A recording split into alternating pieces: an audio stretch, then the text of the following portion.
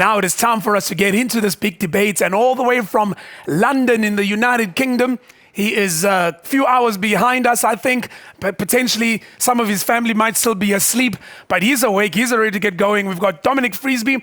Let me introduce him real quick to all of you guys. He is one of the most respected financial writers of our time. He writes a weekly column on all matters financial and economic for Money Week. He also contributes to publications such as The Guardian and The Independent, and he's also managed to write 3 books in that time, including one entitled Bitcoin, The Future of Money. So I was originally booked to do this conference before the word COVID-19 had even entered the lexicon. It was a long time ago, and I'm quite sorry not to be coming out to South Africa because I've always found it such a friendly country. Of all the countries I've ever visited, I would say it is the most friendly. And of course, since COVID happened, the rate at which money has been created, at which debt has been created, has accelerated quite dramatically. And the other thing that's happened in the meantime is that Bitcoin has suddenly got itself into the mainstream conscious in a way that it hadn't before. And I wrote the first book on Bitcoin a long time ago, back in 2014. And so it made sense. There's a lot of crossover between what's happening in Bitcoin and money printing. So it made sense to extend the talk into the area of Bitcoin. And there are 2 main themes to my talk. And these are the 2 things I want to leave you with, the 2 takeaways. The first is the effect on asset prices of money printing or the inflation of the money supply or debt levels, whatever you want to call it. That's part 1. And part 2 is the incredible scalability of digital tech. So let's start with slide number 1. And here, what I've listed out is some prices of everyday things. I've done it in US dollars because we're all familiar with America, because of Hollywood and so on. And I've listed out the prices of certain items back in 1971, and I've compared them to how much they cost today. And the reason I've done 1971, I've used that as a start date, was that 1971 was the year that the United States came off the gold standard. Until 1971, the US dollar was tied to gold. So in theory, only as many US dollars could be printed as there was gold to back them. In practice, it didn't actually work like that. But still, nevertheless, the fact that the US dollar was tied to gold put a certain restraint on money creation. And all other currencies around the world were tied to the US dollar. And then, of course, in 1971, with the Vietnam War to pay for and various expensive welfare reforms at home, the United States took itself off the gold standard. And ever since 1971, we've seen this incredible acceleration in the price of everything. It's worth remembering that in the 19th century, when the world was on a gold standard, if you compare prices at the beginning of the 19th century to prices at the end of the 19th century, everything was a lot cheaper because of improved productivity. The money supply didn't grow. Well, it grew at the rate at which gold was mined, but the improved efficiency of everything meant that prices actually fell over the period. And it was also one of the periods of the most incredible wage growth in history. But since 1971, we've seen almost the opposite, is that wages have increased in price, but everything else has increased at a much faster rate. So let's look at some of these prices. Firstly, we have the average income. In 1971, it was 10 grand. Today, it's just over 30 grand. So it's trebled in that 50-year period. A new house, on the other hand, has gone from 25 grand in 1971 to 375 grand today. So it's gone up by 15 times, much more than wage appreciation. Cars have also gone up by a considerable amount, by about 11.5 times. A university tuition, and in this case I've used Harvard because it's the most important university in America. An annual tuition in 1971 was $2,600. Today, it's nearly $52,000. It's gone up 20 times.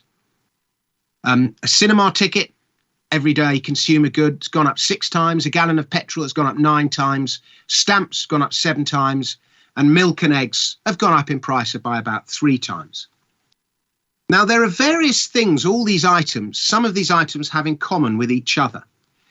And the first thing to notice is that with income, there's no fixed supply of labour. With more women coming into the workplace, the labour supply has almost, I suppose you could say it's almost doubled. More immigrant workers, there are more and more workers. So there's no shortage of the supply of labour. And there's also no debt in the labour markets.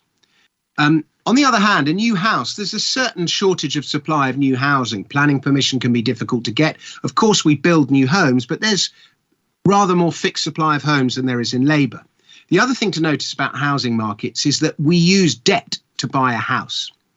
And I'm often asked, how is money created in this new world of this post-gold standard world of fiat money? And one of the ways by which money is created, and in 2008, it was the key way by which money is created, is money is created when banks issue debt. So people think, let's say I buy a house for £1 million. People think that the bank has got £1 million sitting that it's waiting to lend to me. It doesn't. When I give it the deeds to the house, I've got a house that costs £1 million. I want a 900 grand mortgage. I take the deeds to the bank, and the bank creates $900,000 and lends it to me. And that thus is 900,000 rand created. That is how fiat money is created, by the issuance of debt. Today, it's also created by quantitative easing, but that wasn't always the case. And of course, by straightforward money printing, the printing of physical money. But physical money only occupies about 3% of all the money that exists in the world. 97% of money is digital, doesn't exist as cash. If you went into your local bank and demanded to take all your savings out, the chances are the bank wouldn't be able to give you that money in physical cash. So money is digital, money is debt. And because debt is created, that pushes up the price of houses. If houses was a cash economy, they could not rise to the same extent that they do. And of course, with zero interest rates and cheap debt and all those policies designed to lower the cost of debt, that means that even more debt gets created. Similarly, with cars, a lot of people use finance when they buy a car. The finance, again, helps push up prices. In reality, cars have got a lot better and car production techniques have improved. They should have fallen in price. There's no fixed supply of cars. But with the cost of debt, car prices go up. Harvard University tuition, there's a fixed supply of it. There's only so many places at Harvard. And we have student debt, by which that tuition is paid for. So those two factors work to mean that Harvard University tuition has outpaced all the other assets on this list. Cinema tickets, on the other hand, there's no fixed supply of them, and we don't use debt to buy them. So they've only gone up 6 times. Petrol. Oil is much harder to find than it once was. It's not so readily available. That's pushed up the price. But again, the biggest driver of the oil price has simply been that there's more money floating around. Postage stamps, again, they haven't gone up by as much as tuition. There's no fix. In fact, postage stamps, again, should really have fallen in price with all the amazing new courier networks that are now readily available. But they haven't. They've gone up 7 times. Milk and eggs. Farming techniques have improved dramatically in the 50 years. I don't think we had battery chickens, for example, in 1971. We do now. And it just means that eggs and milk have become incredibly cheap. We don't use debt to buy them. There's no fixed supply. And so they've only gone up by 3 times.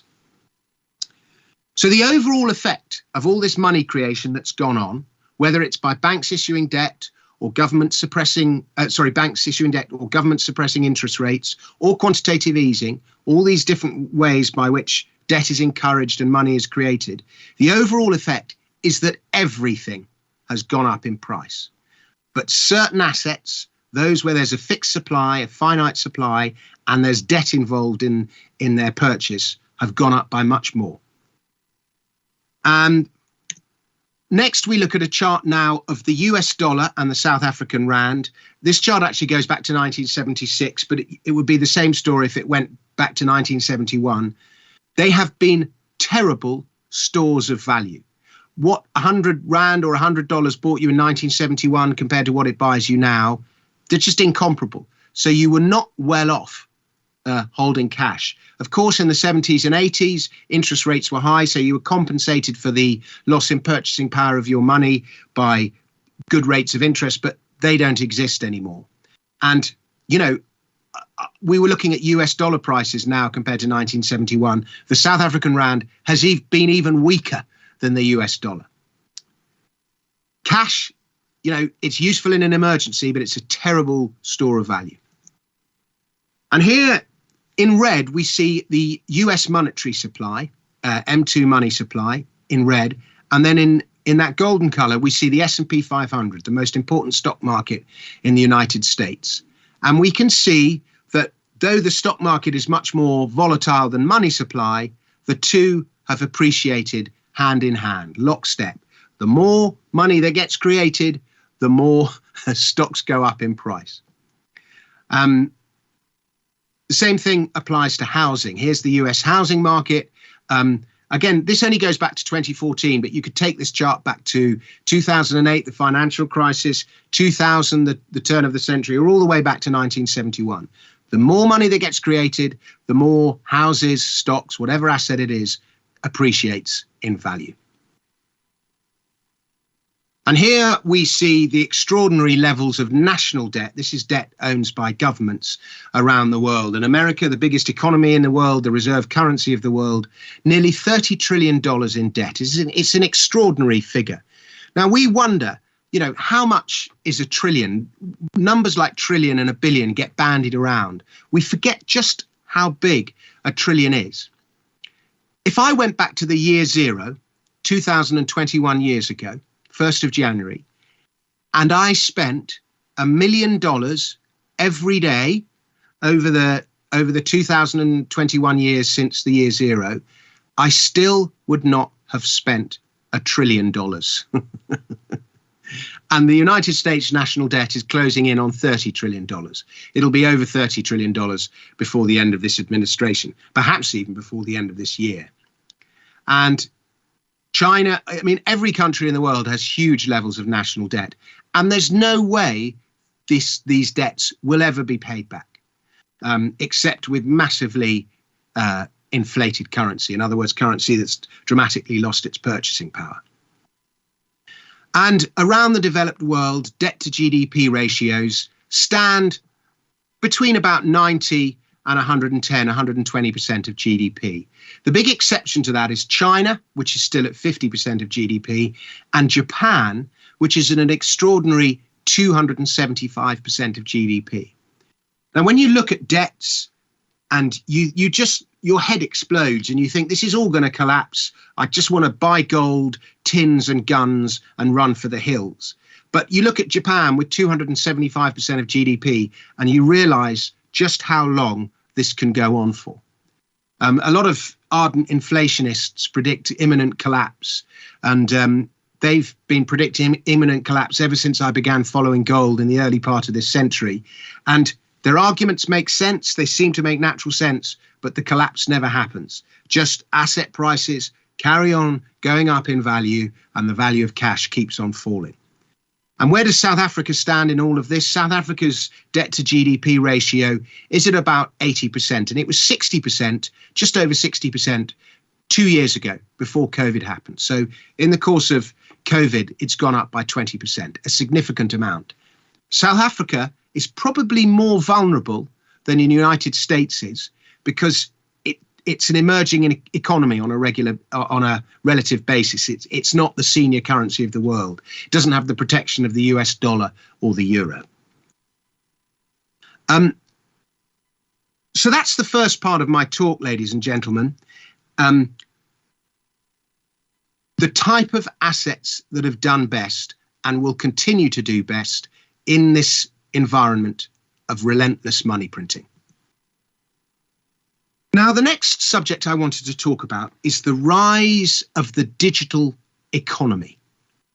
And as we've gone from a physical economy to a digital economy, from tangible to intangible. And the physical economy, the tangible economy, has been growing at 1%, 2%, 3% per year since probably the 1970s, the 1980s. Obviously, it has bad years and good years, but there's been a sort of steady growth. But this growth has been eclipsed by what's happened in the digital economy. And the reason for this is and I'll just give you some stats to give you an idea just how much the digital economy has grown by.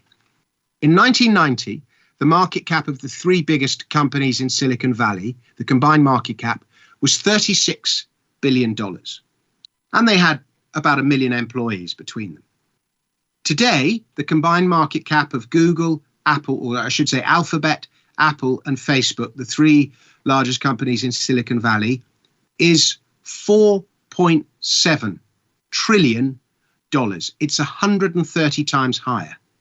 And yet at the same time, they employ as quarter as many employees, just 25% of the number of employees. The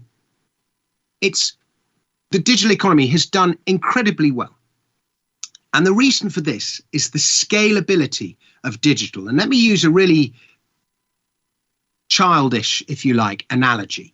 When I was a kid in the 80s, if I wanted to record an album, I would play the record and then I would record it to cassette. And if I wanted to record 5 or 10 copies of that, I would have to do that 5 times in real time. Or I would have to get 5 cassette players and put them all on top of each other. Now, with digital technology, I can just go copy, paste, and send that same MP3 or WAV file out to 10, 15, 1 million different people if I want. Let's say I invent a brilliant new widget. Like I've got a little USB fan here on my desk to keep me cool. If I invent the best fan in the world, I've still got to manufacture those fans and distribute them all around the world. So I need factories and distribution, logistics and all the rest of it. But let's say I invent a brilliant app. I can just upload it to the App Store and it can be downloaded 1 million or 1 billion times. And so the profit potential of an app, some kind of app, some kind of digital technology, because of this replicability versus physical goods, is one dwarfs the other. If Google wants to make a change to its search engine, it just changes the code, uploads it, and boom, 1 million or 1 billion people or 7 billion people or however many people there are that use Google can benefit from the new improvement to its search algorithms. So there's an instantaneous replicability that to digital that has just given it tremendous scalability.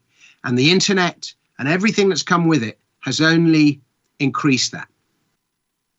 And you look at the valuations ascribed to Amazon. I think I would need to check this, but last year, Walmart's revenues were still greater than those of Amazon. I didn't list Amazon, by the way, in Silicon Valley because it's actually based in Seattle, not in Silicon Valley. But Amazon gets far greater valuations in the marketplace than Walmart does, even though Walmart is has the greater revenue.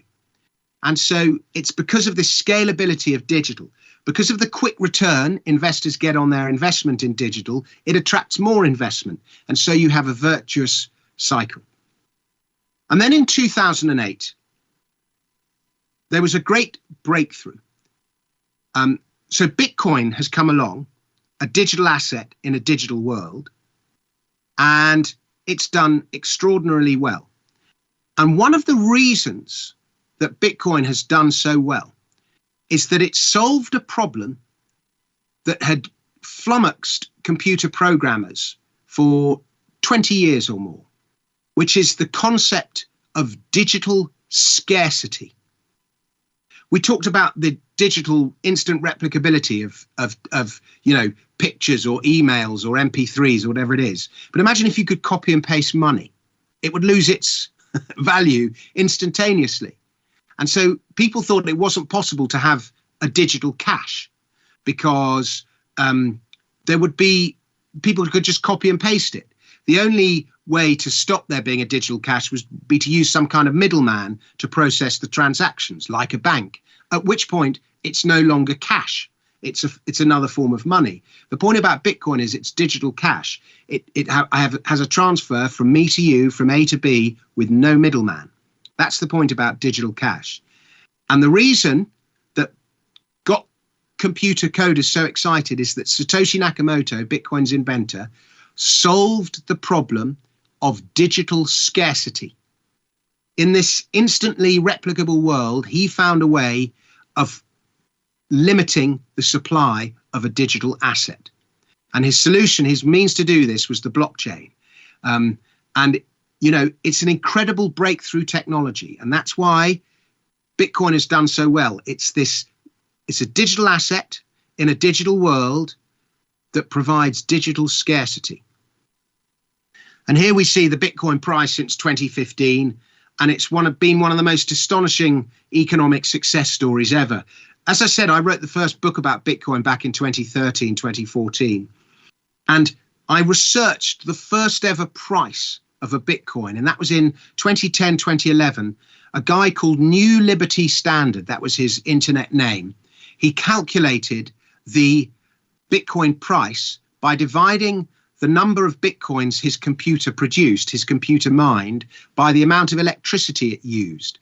And he calculated that there were roughly 1,200 Bitcoins to $1. Fast forward to today, and there are roughly $50,000 to one Bitcoin. So the value of one Bitcoin from 2011 to today has gone up roughly 50 million times.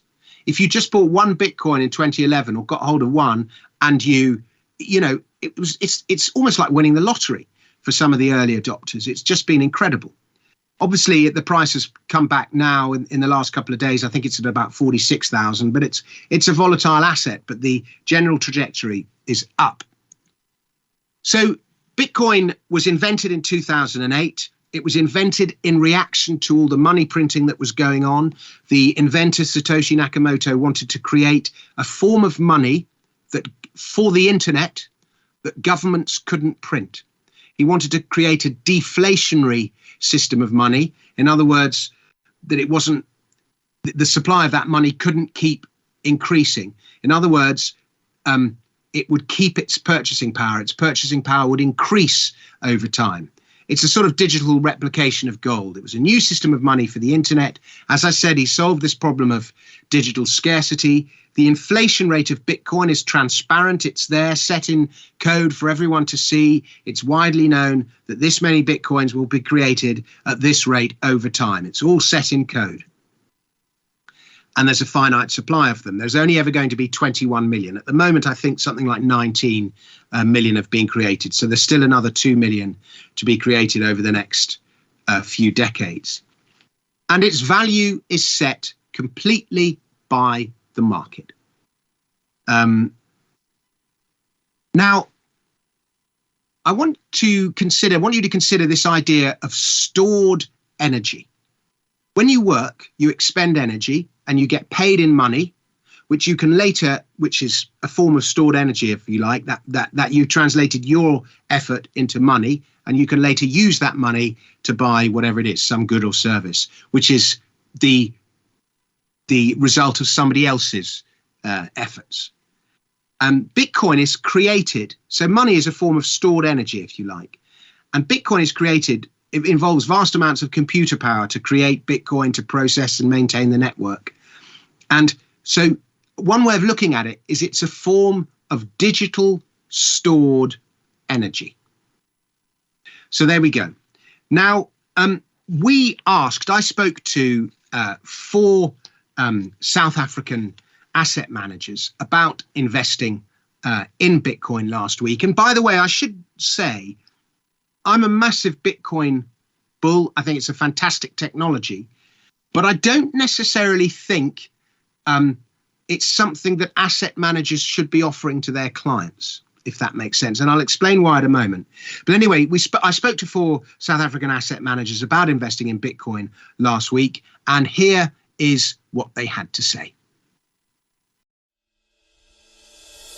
Retirement fund rules in South Africa do not allow for investments in Bitcoin or other cryptocurrencies. If it was allowed, would you consider it for any of your funds?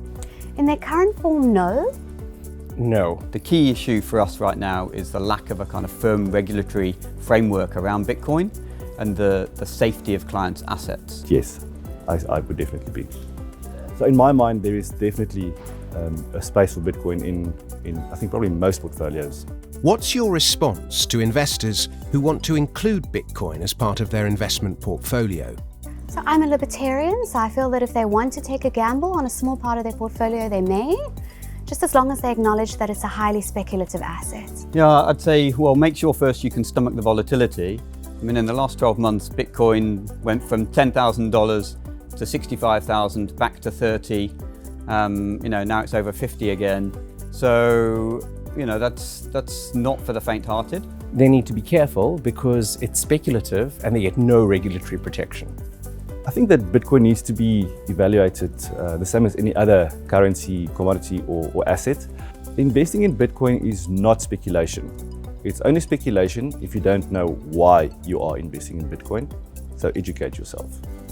If an investor is going to invest in Bitcoin, what is the maximum percentage they should consider? As a really rough rule of thumb, I'd say 5%. Probably about the same amount that you'd take to the casino with you and play red or black. No more than they can afford to lose in their portfolio, whatever percentage that is. I'd say 5% until you're comfortable with the risk. If you had to allocate 5% of your portfolio to gold or Bitcoin, which would you choose? I choose gold. We know that over the long term, gold's a good hedge against inflation. We've got no idea what Bitcoin hedges. Gold, no doubt. Definitely Bitcoin. The medium of exchange used by humanity has evolved through time, from shells to beads to gold to paper. And Bitcoin is the next natural evolution in that process.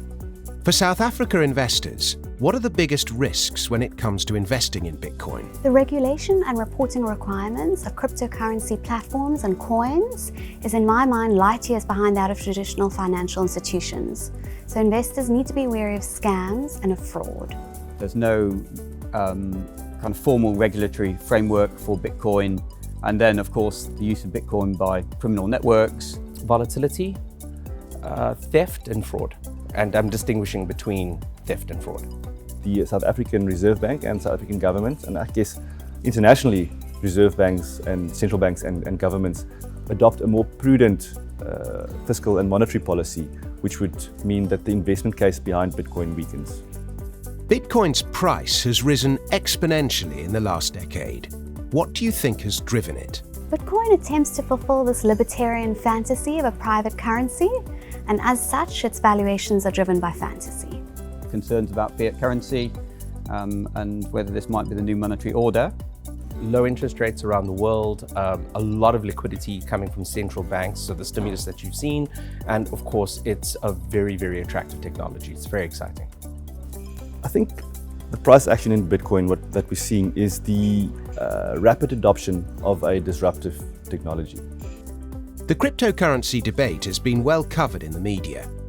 Which aspect of the debate do you think is most missing? Viable fintech and online payment methods that are pushing the market to transact in new and exciting ways. And the two which I think really need to be focused on are the issues of valuation anchors.